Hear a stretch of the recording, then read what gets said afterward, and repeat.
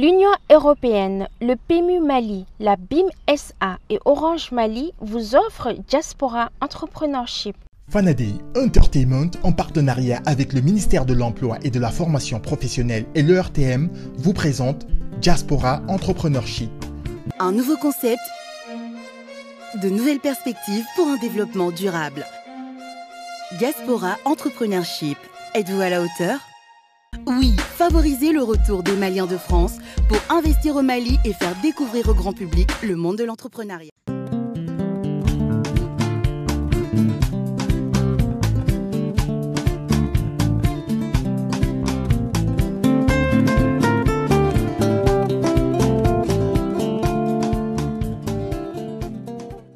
Chers téléspectateurs, merci donc de nous suivre sur l'ORTM dans le cadre de l'émission Diaspora Entrepreneurship. Vous voyez l'immensité du Mali. On est sur le fleuve Niger, que c'est tellement magnifique, que c'est beau, que c'est joli. Nous avons toutes les ressources qu'il nous faut pour développer ce pays-là. Et les ressources passent aussi par les talents, parce que ce sont les talents qui mettent en place des idées, des projets pour réaliser des choses ici au Mali. Alors, sans plus tarder, je vais ainsi donc vous parler de la finale qui a eu lieu la dernière fois à l'hôtel Radisson de Bamako. C'était très intéressant, il y avait du beau monde, les membres du jury étaient présents, les candidats étaient présents. Ils se sont encore défendus une fois de plus parce que là, il s'agissait justement de présenter leur plan d'affaires pour aboutir à un projet innovant. Ils ont tous des projets innovants. La prochaine candidate que nous allons donc découvrir est Aïssata Diakité. C'est une femme dynamique. Elle a envie de faire des choses ici au Mali dans le domaine de l'agro-business. Elle a défendu son plan d'affaires devant les membres du jury, mais aussi le public a posé des questions par rapport à son projet. Nous allons donc suivre ce qui s'est passé. À tout de suite. Diaspora Entrepreneurship, êtes-vous à la hauteur? Quel est le marché ciblé exactement, si c'est à l'étranger ou si c'est le marché local? Et le marché des Avant Holding, c'est, on va dire, j'ai créé une holding avec des ambitions, donc sur l'Afrique et aussi à l'international. D'ailleurs, quand je communique, c'est vraiment une communication avec une couverture internationale. Toutes les marques de l'entreprise ont été déposées aussi à l'international. Donc, le marché malien et le marché africain sont le marché africain d'abord à très très court terme. Actuellement, c'est le marché qui est visé. Et le marché international aussi fait partie des marchés visés par l'entreprise où l'entreprise compte s'implanter avec différentes marques et différents produits. Votre étape, ça va être comment vous comptez vous installer définitivement, vous avez les matériels pour les mettre tous ou ça va être progressif, l'acquisition des matériels et la mise en place de l'unité? À ce jour, j'ai une bonne partie ici au Mali. Il y a une bonne partie qui va venir aussi. On va dire sur 3 années, tous les 6 mois, il y a des machines qui vont venir. L'entreprise va grossir en fait. Et j'essaye de faire face aussi aux risques parce que c'est pas évident. Je peux pas tout amener dans un coup. Pourquoi? Par exemple, l'EDM du Mali ne peut pas alimenter mon unité de transformation qui est un peu petite. Et il me faut m'approprier de certaines machines pour avoir de l'énergie 24 heures sur 24, c'est des coûts. Ça fait qu'on revoit l'ambition du projet, on se repositionne, donc on grossit au fur et à mesure en faisant appel aussi à d'autres méthodes de sources d'énergie, par exemple la méthanisation pour valoriser les déchets de l'unité de transformation. C'est des choses que je vais faire au fur et à mesure en fait. Donc c'est step by step, comme on dit les Anglais. Je voudrais savoir, j'ai parcouru un peu en horizontal votre business plan, mais je voudrais savoir si vous avez déjà identifié les points de vente et éventuellement les dépositaires pour pouvoir écouler votre produit. Donc, j'ai déjà identifié justement les points de vente et c'est beaucoup de prospection. On va dire j'ai des produits innovants qui n'existent pas. On parle beaucoup jus de fruits, mais je précise c'est des smoothies, c'est des cocktails et c'est assez nouveau. Donc, je suis vraiment sur la création de mon marché. Je prospecte, j'ai déjà identifié mes points de vente et il y a certains, on a déjà contractualisé, d'autres, on est en cours de négociation. Parce que j'accompagne aussi ces clients-là pour vendre les produits, parce que je fais B2B et B2C. Je vais en contact des consommateurs pour expliquer les spécificités et les apports que mes produits finis apportent aux consommateurs. C'est pourquoi je parle beaucoup de nutrition, de bien-être. C'est important. L'entreprise qu'on a mieux, c'est là. Et l'entreprise doit éduquer son client. Et les clients, l'entreprise communique aussi auprès des consommateurs. Donc, à ce niveau-là, il n'y a pas de souci. C'est vrai, en termes de prix, c'est un peu élevé. C'est si on veut avoir une bonne santé, qu'on veut consommer un produit bon, et il faut mettre les prix, en fait. Et en sachant que je suis sur un produit pur, un produit naturel, un produit sans colorant, un produit sans conservateur, et qui implique aussi le développement auprès de certains acteurs, c'est-à-dire nos agriculteurs. Je pense qu'il faut minimum être équitable et que tous les acteurs de la chaîne de valeur puissent vivre dignement de leur activité. Donc, j'imagine que, évidemment, comme vous avez été suivi par des mentors d'excellence, on imagine que les plans d'affaires ont été vraiment réalisés avec professionnalisme et avec un niveau correct. Une ligne de production, une ligne complète, quand on l'achète, on est aux une fourchette de 50, on va dire de 50 à 100 000 euros. Et tout dépend de l'ambition du projet. Et après, il y a pas mal de charges aussi, les frais d'établissement, plusieurs charges dans le plan financier dont l'entreprise doit faire face pour lancer les activités. Du coup, on va dire une fourchette globale de 200 à 300 000 euros, voire au-delà. Et rappelez-vous, c'était la finale et l'objectif c'est de financer 5 projets parmi les 8 qui sont présentés. Et à présent, nous allons donc découvrir le projet de Ousmane Diakité qui va mettre en place quelque chose d'unique ici au Mali. C'est dans le cadre de l'isolation thermique. Vous savez, les déchets ici, il ne s'agit plus de jeter n'importe quoi. Il va utiliser ces déchets-là pour mettre en place des maisons qui puissent être adaptées au climat malien.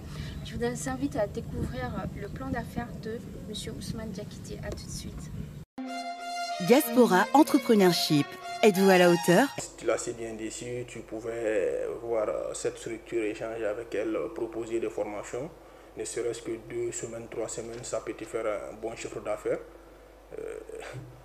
Voilà, donc en même temps, les Maliens pourront bénéficier de technologies. Donc c'est vraiment nouveau.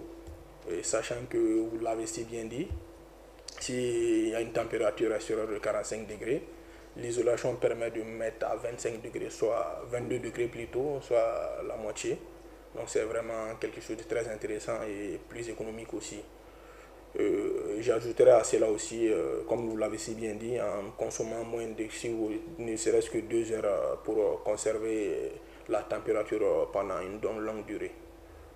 C'est vraiment, au début, c'était juste prendre une machine, 2 ou 3 machines et puis une scie à ciseaux, venir déposer, voilà, et puis couper 2 ou 3 isolations et puis voilà, faire les maisons et puis prendre les sous de mettre dans ma poche, quoi.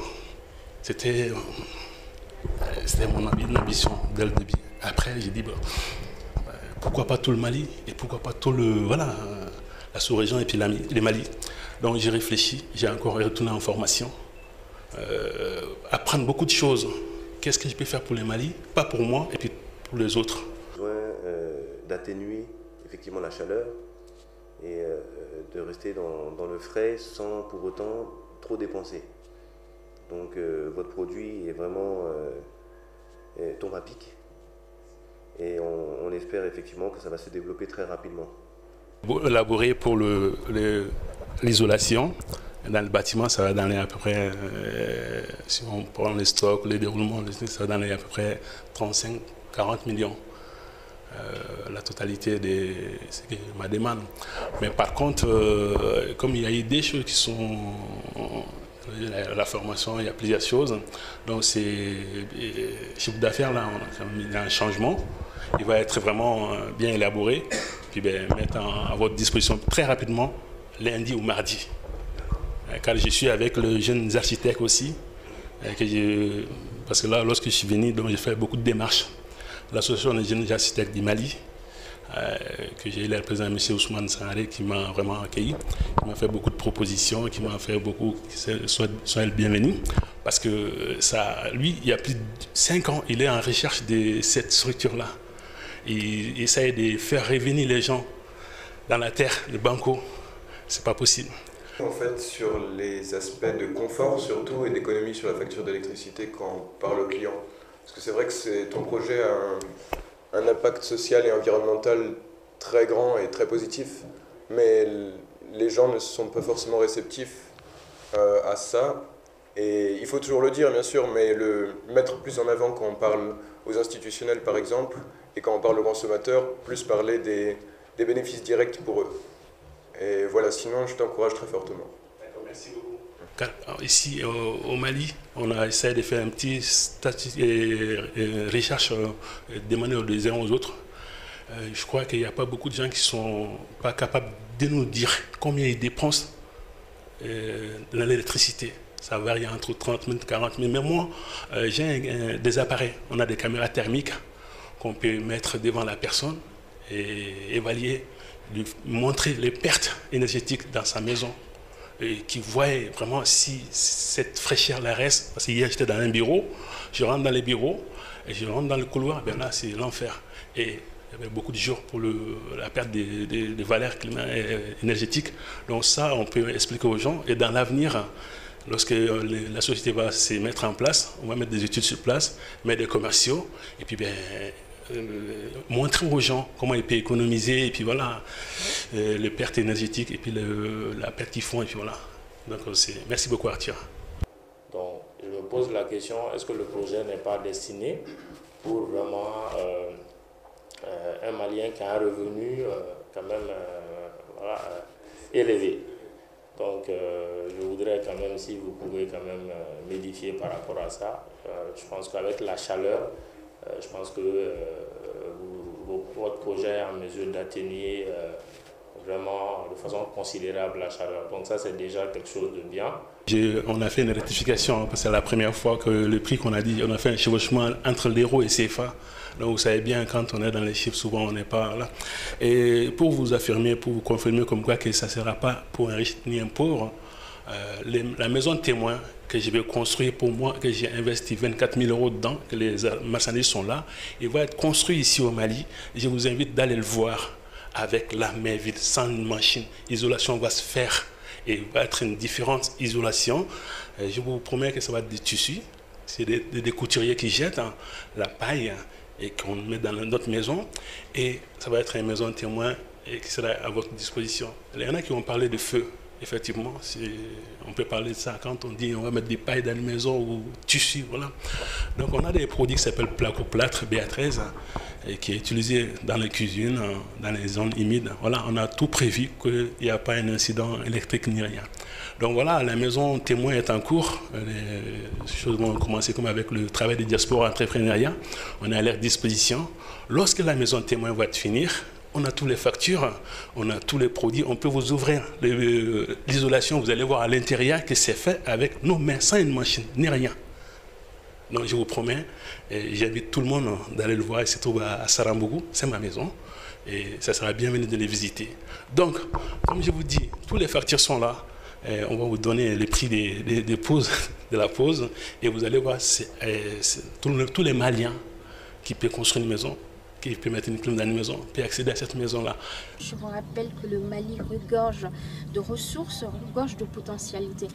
Le prochain candidat que nous allons découvrir n'est autre que Gueye Cissé. Vous savez, rappelez-vous, Gueye Cissé dans le domaine justement des énergies renouvelables.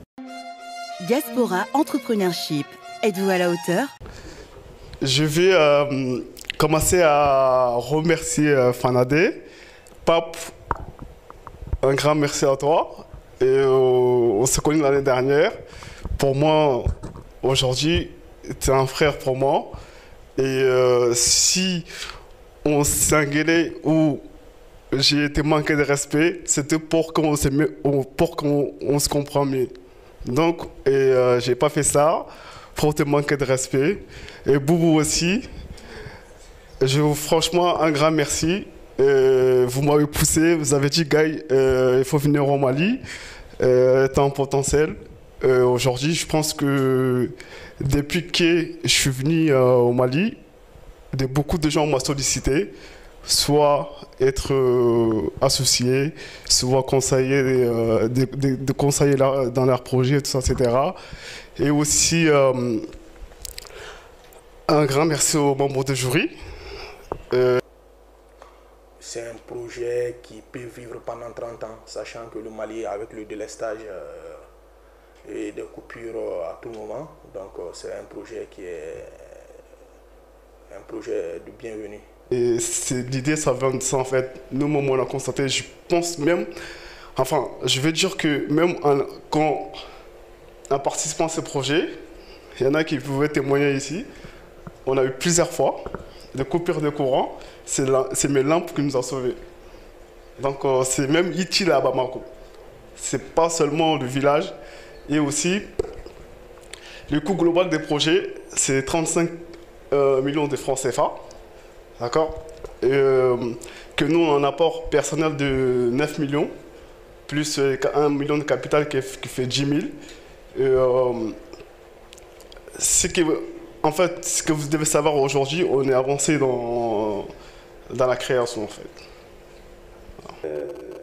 J'imagine que ton produit, ou votre produit, celui de la société, sera dans toutes les maisons, sera un peu partout, sera demandé... va être acquis par tout niveau de clients, tout type de clients. Donc j'imagine que vous avez évalué dans votre business plan un chiffre d'affaires très conséquent pour la première année déjà. Donc si vous pouvez nous donner un chiffre afin de nous permettre de voir comment vous avez pu évaluer votre business plan. J'ai pas le chiffre. D'accord. Merci à toi.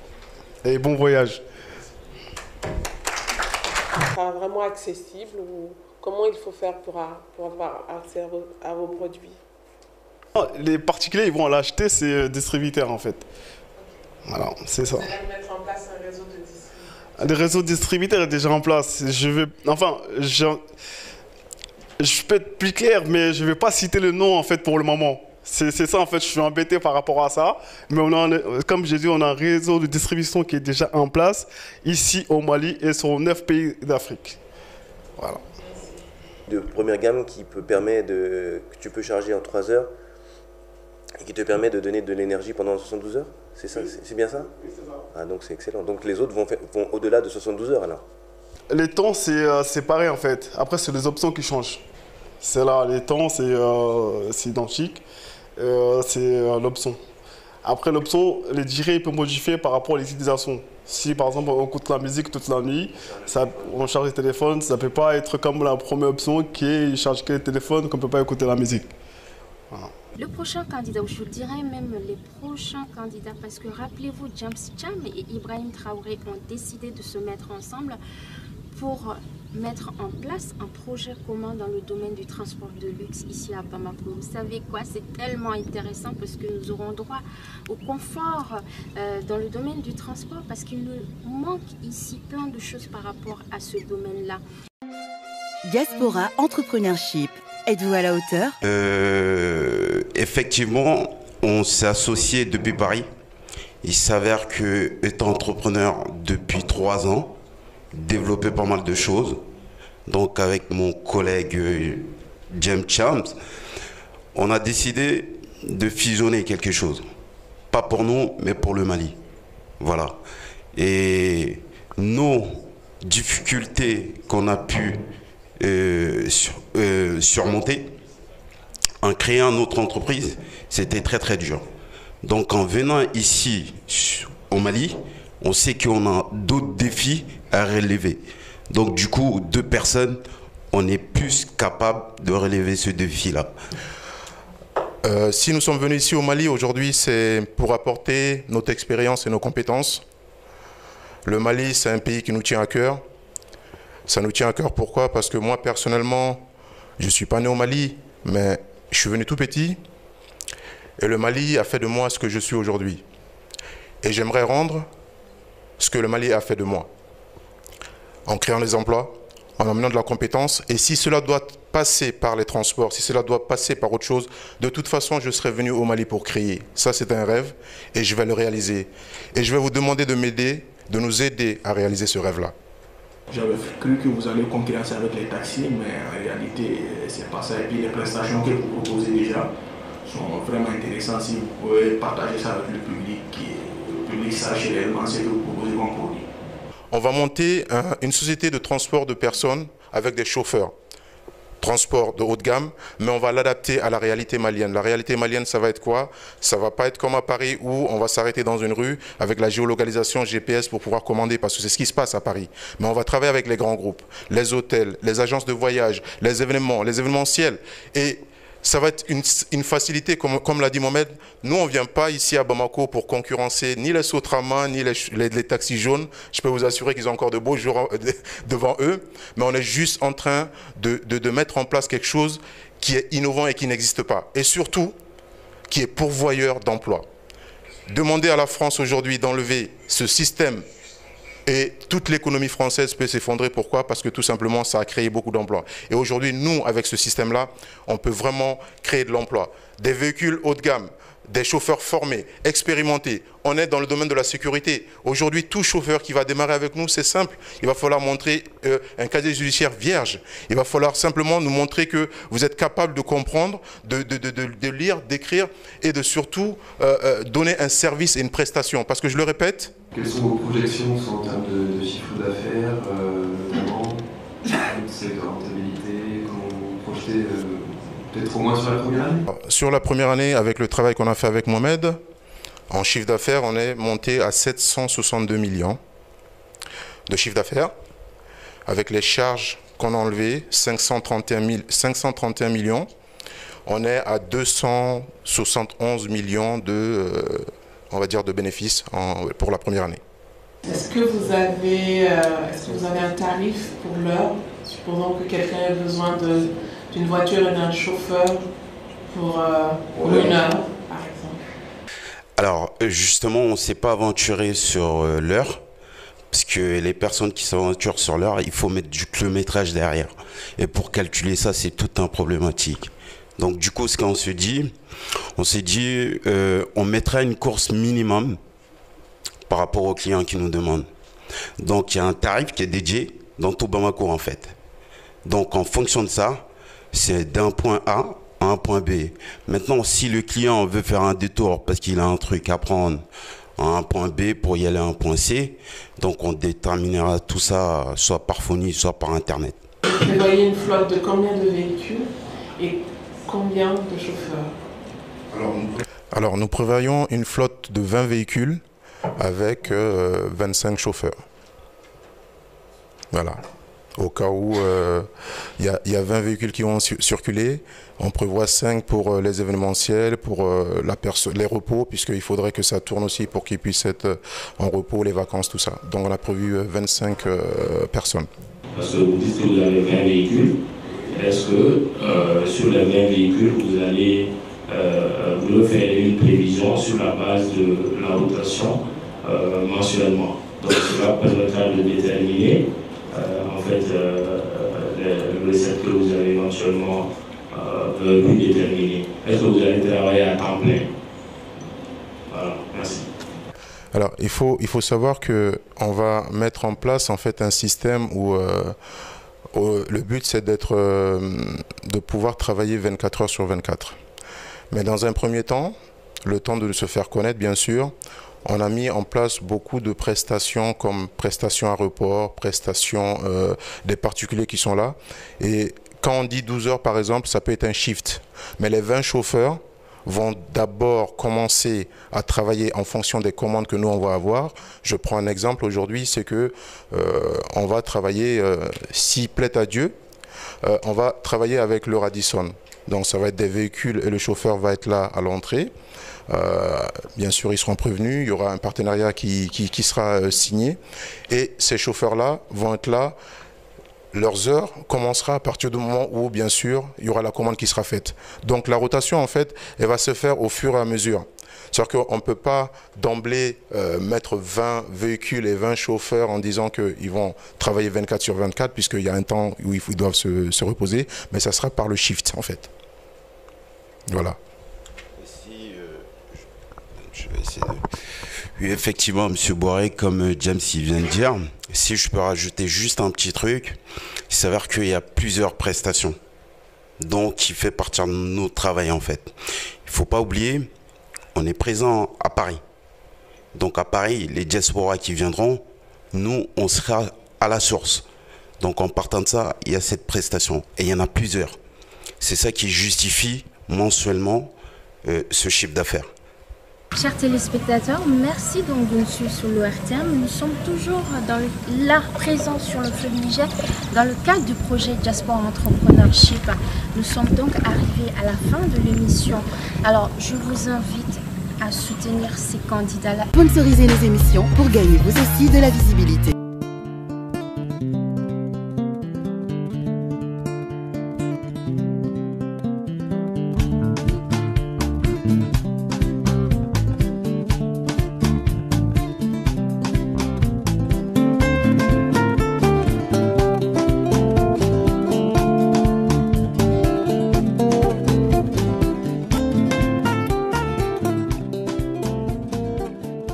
Diaspora Entrepreneurship vous a été offert par l'Union Européenne, le PMU Mali, la BIM SA et Orange Mali.